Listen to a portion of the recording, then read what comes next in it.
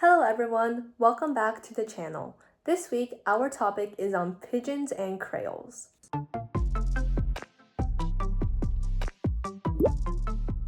You might have heard of the word creole before, whether it's the racial class of mixed ancestry or the language formed from the contact between two groups. Pidgins and creoles are known as contact languages because they act as a lingua franca between two groups of people who have not yet acquired both languages fluently. They are built out of need, most often in colonial settings. Most pigeons and creoles were created in the equatorial belt and on islands where there were more interactions and thrived in trading ports or on colonial plantations.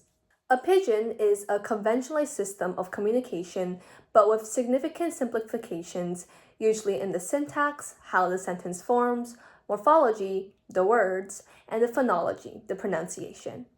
A pidgin must consist of the superstrate, the language with dominant influence, usually the one of the colonizers, and a substrate, the one with less influence, and typically the mother tongue of the pidgin speakers. Superstrates usually provide the vocabulary, while substrates provide the phonological and grammatical systems. Creoles evolved from pidgins, thus they are more complex and they can have native speakers.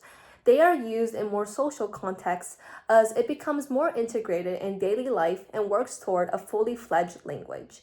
That does not mean they retain all grammatical features of origin languages, nor do they have simpler grammar than full-fledged ones. As it does, this creates something called a creole continuum, where one end is the basilect closest to the creole and the far end is the acrolect closest to the standard language. If you realize, the definitions are quite vague. Researchers and linguists have struggled with how to define and categorize these terms for decades. It's hard to discern between creoles and pidgins, and sometimes they can be both depending on who you ask. Every pidgin or creole evolves at different rates, and when they become creoles, they might still retain their name of being a pidgin, as with the Creole Hawaiian pidgin. In some cases, creoles can even make it up to countries' official languages, as with Haitian Creole in Haiti and Tok Pisin in Papua New Guinea. Note that these are contact languages and not dialects. Dialects come from one standard language, whereas pidgins are from lingua francas between two languages. Pidgins can't be learned as the mother tongue for a child, whereas dialects can. Pidgins also have their own grammar, pronunciation, and they typically don't have an aspect of mutual intelligibility. For example, if we look at the Creole Tok Pisin, would you understand this question? You who seid? This translates to, who is it? There's also been a debate if African American English, AAE, is a Creole with origins in West Africa. However, the prominent view is the dialectologist hypothesis that holds AAE has its own grammar and English origins and is therefore a dialect of the English language.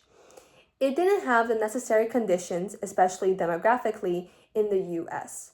Linguists believe the origins began with dialects of English settlers and indentured servants in the South, which the enslaved then acquired the language from. Perhaps this serves as an example of how controversial this topic can be. Because creoles often have the associated history of colonization and colonialism, some people have been discouraged to continue speaking it.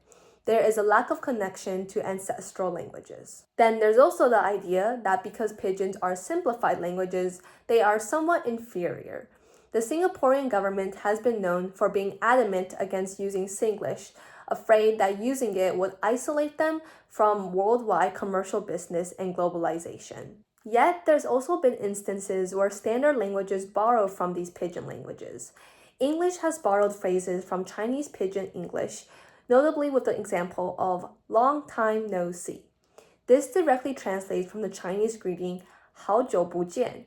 好久meaning long time, 不 meaning no, and see meaning 见.